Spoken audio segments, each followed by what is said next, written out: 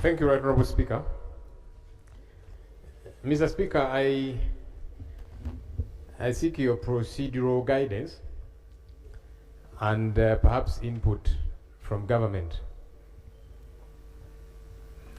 because certain issues are matters of law. You've talked about issues of fact, and one could even say fact to person A could be different from person B, but a law, regardless who is dealing with it. Mr. Speaker, on Thursday, I left early and I did notify you as going to court to secure the release of the Honorable Kivumbi as one of the sureties, and he was granted bail. The following day, on Friday, he was en route to Kampala and he was intercepted and taken by armed men in a Toyota Hiace vehicle, popularly known as a drone. That was Friday, Mr. Speaker. Today is Tuesday. His family has been looking for his whereabouts, and the rest of us colleague leaders. Now, my questions to government are twofold. Number one, where is the Honorable Kivumbi? Number two, is this the new normal? Because it's important that we know. Is this the new normal of how government will, they call it arrest?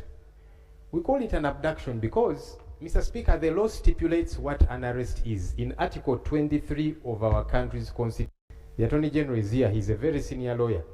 In fact, he has lectured most of the lawyers in town. Article 23 is very succinct. How somebody gets to be arrested, where they are taken, to police first, and thereafter, within 48 hours, produced in court. Mr. Speaker, I have seen some people say that Honorable Kivumbi was picked up because of a tough speech he gave when he went back to his constituency. Now, that's problematic on two fronts. One, who determines that what he said was illegal?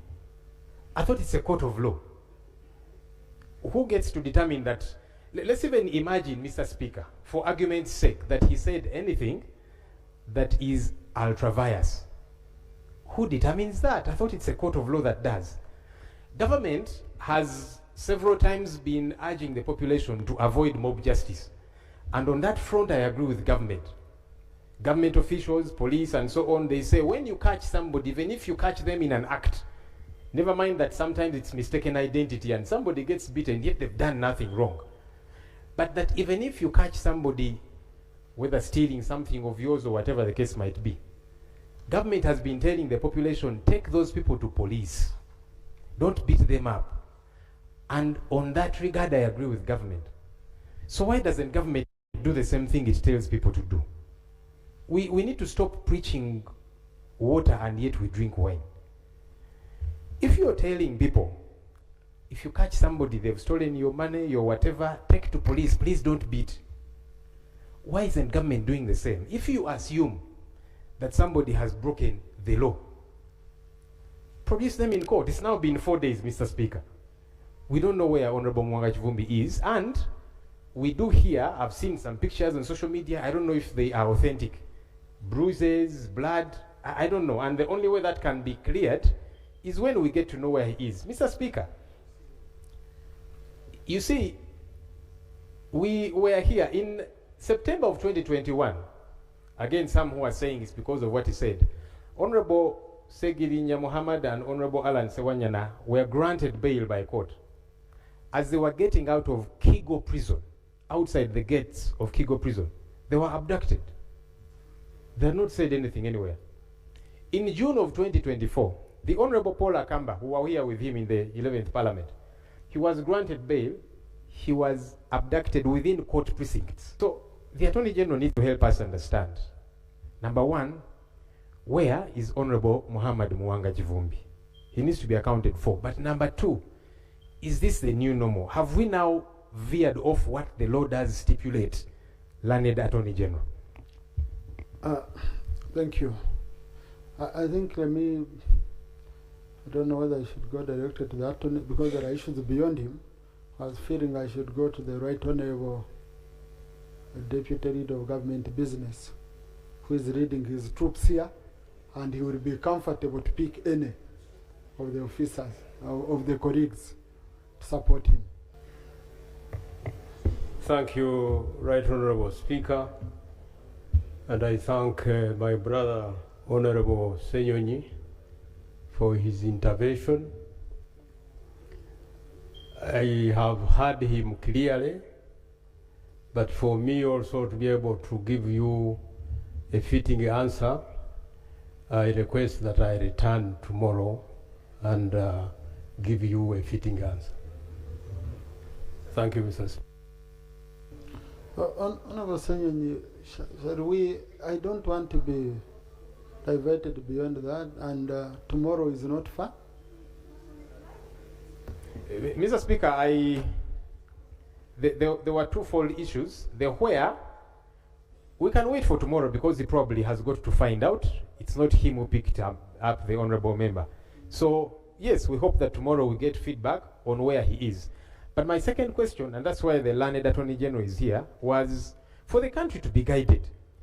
Is this the new normal? Because that doesn't have to wait until tomorrow. Because the Constitution is succinctly clear.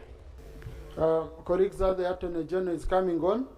I have an announcement. The Parliamentary Catholic Chaplaincy invites you to Holy Mass in celebration of the Feast of St. Thomas More, patron saint of politicians, on the 16th of July 2026 at 5 p.m. Parliamentary Conference Hall. The main celebrant will be Right Reverend Constantine Rupini, Bishop of Nebi Catholic Diocese. And the invitation is by Honorable Luce Akero, woman MP Amuru. Yes, and as the Attorney General is coming also, Honorable Minister for Health, I have received today 8 questions related to the strain of malaria. Colleagues are talking about the strain of malaria, and it's coming from colleagues across, the country. So I don't know whether you will, I don't know how you would handle such an issue, because me, I brought it to your attention. Yeah? I don't know whether you want to go prepare statement, or you address the nation on how you can prevent, or, and therefore also on top of that, honorable colleagues, we shall be having the malaria walk, the annual malaria walk, as part of us giving back to the community and creating awareness against malaria on the 26th of July. And our very own, the Right Honorable Jacob Obos, will be our chief walker. You come out in big numbers. We are joined by the civil society, diplomatic community, health practitioners, and the general public, schools. We work against malaria and create awareness, the public, on how they can prevent malaria. Attorney General?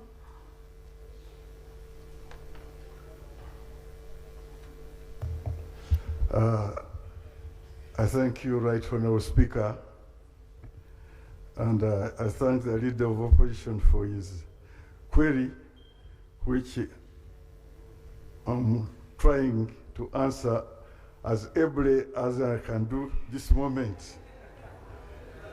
Mr. Speaker, the term new normal or old normal does not exist in my legal vocabulary.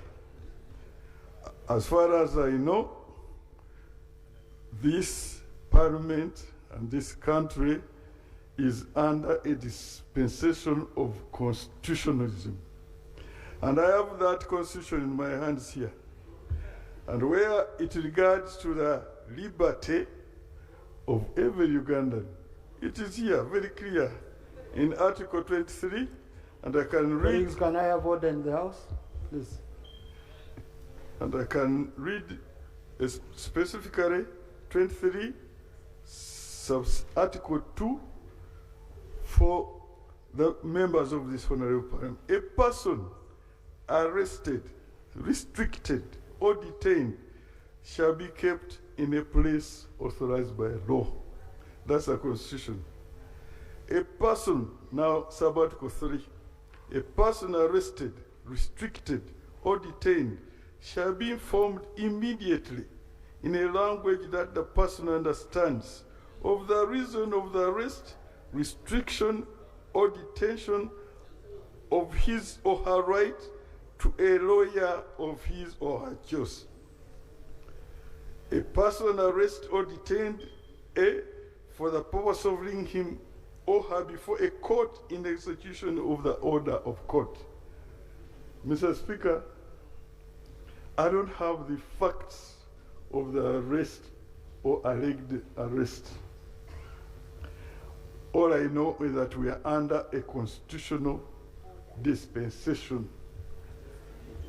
And Mr. Kivumbi has these rights, and they are protected. And as the leader, government business has indicated, tomorrow we shall be here before Parliament and give all the facts, and we shall ensure that this Constitution, which we all swore to protect, is protected. I submit, Right Honourable Speaker. Thank you. No, honourable colleagues, point of information and point of clarification, okay, are granted by the member holding the floor, not the speaker. Matters of national importance, honourable colleagues, I have around 17 matters, but as a tradition, I take 5. So I've looked for 5 which appear more urgent. The rest, we shall roll them over to tomorrow and Thursday.